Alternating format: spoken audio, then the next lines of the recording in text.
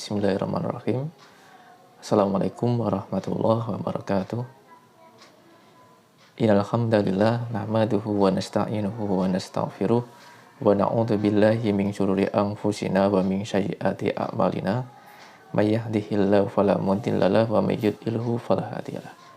Asyhadu an la ilaha illallah wahdahu la syarikalah wa asyhadu anna Muhammadan abduhu wa rasuluh la nabiyya wa la rasula ba'dah.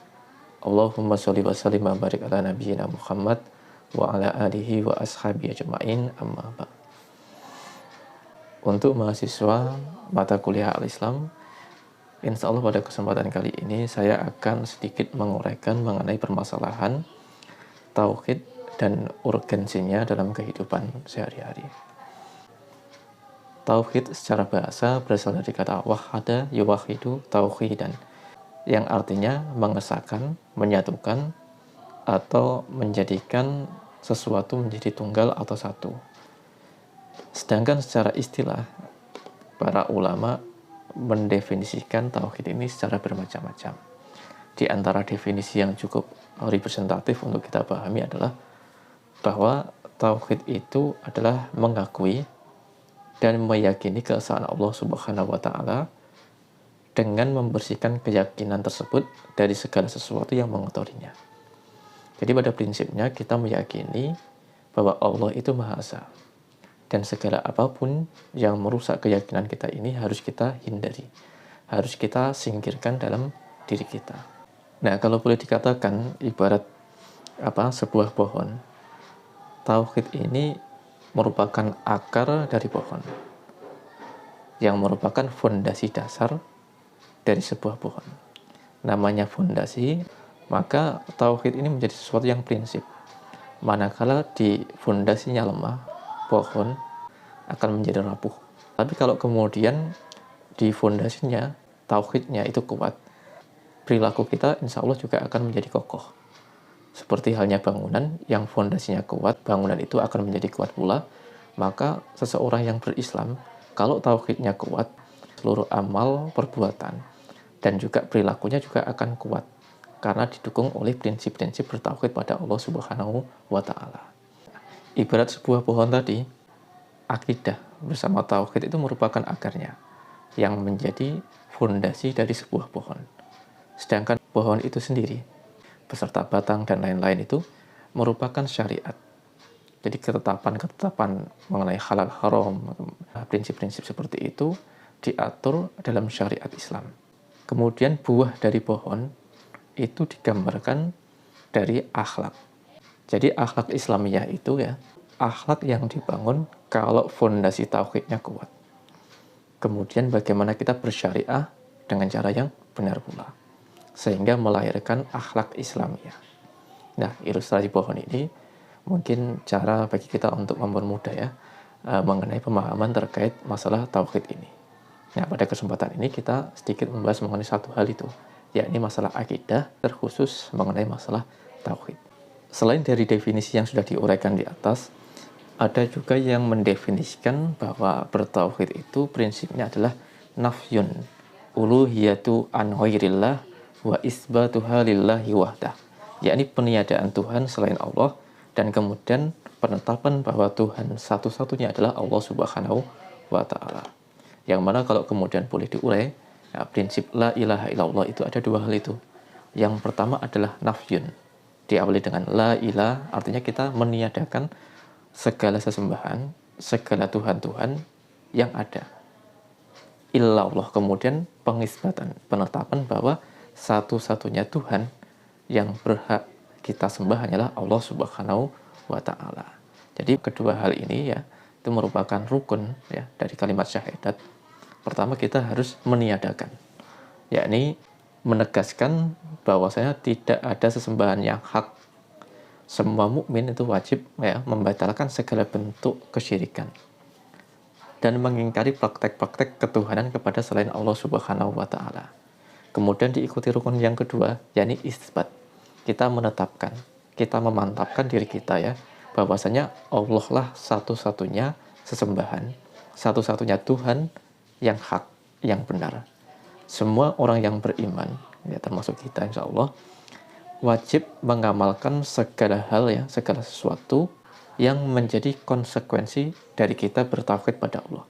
Sehingga bukan hanya sekedar kita mengucapkan la ilaha illallah, saya bersaksi bahwa tidak ada Tuhan selain Allah, tapi konsekuensinya harus kita taati. Nah, terkait hal ini, salah satu ulama yang bernama Hasan Al-Basri itu mengatakan, maksud orang yang menyatakan atau orang yang mengatakan la ilaha illallah itu adalah bukan hanya sekedar ucapan, akan tapi harus juga menunaikan konsekuensi dari pernyataan la ilaha illallah. Ada kewajiban-kewajiban yang kemudian harus kita jalankan. Wajib bagi kita untuk meyakini bahwa kebenaran itu mutlak milik Allah. Wajib bagi kita untuk menjalankan ibadah-ibadah kepada Allah Subhanahu wa taala. Wajib bagi kita mengikuti syariat dan ketentuan yang ditetapkan oleh Allah Subhanahu wa taala. Itu merupakan konsekuensi ketika menyatakan diri bersaksi bahwa tiada Tuhan selain Allah. Selanjutnya kita akan membahas mengenai syarat dari la ilaha illallah, yang mana syaratnya terdapat 7.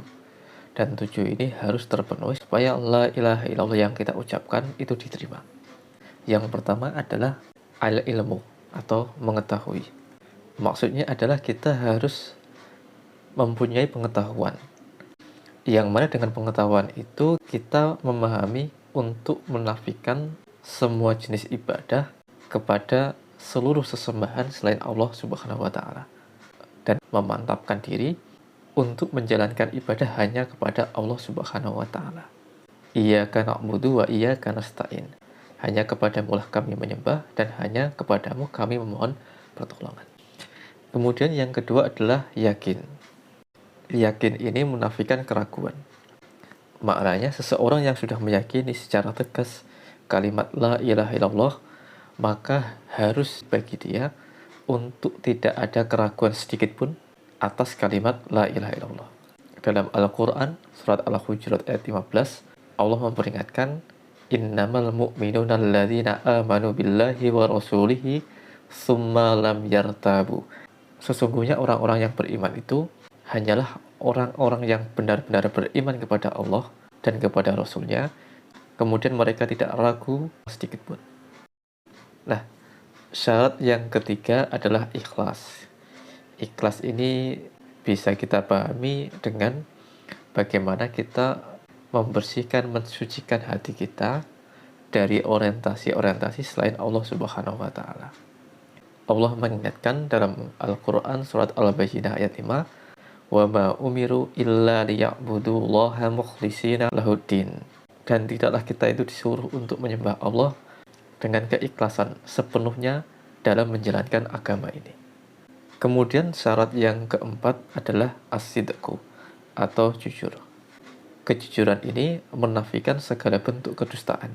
Sehingga ketika kita sudah menyatakan la ilaha illallah, maka hal itu harus secara jujur kita ucapkan di dalam hati kita. Kemudian kita pertegas melalui lisan kita. Dan pada fase yang lebih lanjut harus kita buktikan melalui amal perbuatan kita. Maka dari sini dapat kita pahami bahwa keistiqomahan kita atas apa yang ada di dalam hati kita, apa yang keluar melalui lisan kita, dan apa yang menjadi perbuatan kita, itu nantinya akan diuji. Sejauh mana kita jujur atas itu semua, sehingga kita bisa istiqomah atas ketiga hal tersebut. Dalam surat Al-Ankabut ayat 2, Allah mengingatkan, akhasiban nasu ayyutraku ayyakulu amanna wahum la yuftanun. Apakah manusia itu mengira bahwa mereka dibiarkan saja mengatakan kami telah beriman, sedang mereka tidak diuji sama sekali?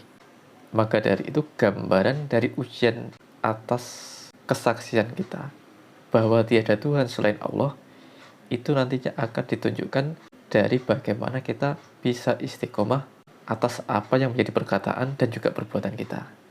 Dan atas apa yang menjadi perbuatan kita, itulah kita akan diuji. Apakah benar-benar kalimat la ilaha illallah itu tertanam dalam perkataan dan perbuatan kita, atau mungkin ketika mendapatkan ujian, kalimat la ilaha illallah itu tidak nampak dan hilang begitu saja dari perbuatan kita. Nah, syarat yang kelima adalah mahabbah atau cinta. yaitu orang yang mengucapkan kalimat la ilaha illallah itu wajib mencintai Allah, wajib mencintai Rasulnya, wajib mencintai agama Islam, wajib mencintai kaum muslimin seluruhnya. Dan di waktu yang bersamaan, wajib pula bagi kita untuk membenci segala sesuatu yang bertentangan dengan kalimat la ilaha illallah, baik itu kesyirikan, kekufuran, ataupun yang lainnya. Inilah yang diingatkan oleh Allah Subhanahu wa taala dalam Al-Qur'an surat Al-Baqarah ayat 165. Wa minan nasi may yattakhidhu min dunillahi andada yuhibbunahum ka hubbillah. Dan di antara manusia akan nampak orang-orang yang menyembah tandingan-tandingan selain Allah Subhanahu wa taala. Mereka mencintainya sebagaimana mereka mencintai Allah Subhanahu wa taala. Walladzina amanu asyaddu hubbarillah. Adapun orang-orang yang benar-benar beriman, maka dia amat sangat cinta hanya kepada Allah Subhanahu wa taala. Nah, inilah gambaran bahwa ketika kita menyatakan la ilaha illallah, maka cinta kita hanya untuk Allah Subhanahu wa taala. Kemudian inqiyad. Inqiyad itu artinya adalah patuh atau taat. Sehingga syarat diterimanya la ilaha illallah itu harus nampak dari kepatuhan kita dan ketaatan kita dalam menjalankan segala ketetapan dan ketentuan yang diberikan oleh Allah Subhanahu wa taala dalam syariat Islam. Ketentuan mana yang halal dan mana yang haram itu menjadi pertimbangan penting dalam hidup kita. Mana yang wajib kita jalankan, mana yang sunnah kita utamakan, mana yang haram mari kita tinggalkan, dan mana yang makruh sesuai dengan namanya mari kita jauhi atas dasar Allah Subhanahu wa taala. Kemudian syarat yang ketujuh, syarat yang terakhir adalah al-qabul, artinya menerima. Maksudnya adalah seorang hamba itu wajib menerima kalimat la ilaha illallah dengan sebenar-benarnya, sepenuh hati, dengan sebenar-benarnya, tanpa kemudian mengingkari, dengan sebenar-benarnya, tanpa ada motivasi-motivasi duniawi. Dengan demikian tidak ada alasan bagi kita untuk menolak sedikit pun sesuatu yang menjadi ketetapan Allah Subhanahu wa taala atas diri kita setelah kita menyatakan la ilaha illallah. Jadi ketujuh syarat inilah yang menjadi syarat la ilaha illallah yang kita ucapkan itu diterima oleh Allah Subhanahu wa taala.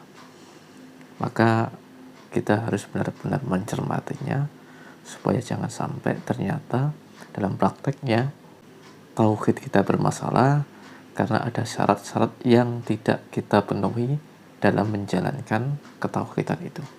Mungkin demikian yang bisa saya sampaikan untuk kesempatan kali ini. Insya Allah ke depan akan kita lanjutkan masih dengan pembahasan yang sama terkait masalah tauhid. Nasrun minallah wa fathun qarib wa basyiril mu'minin. Wassalamualaikum warahmatullahi wabarakatuh.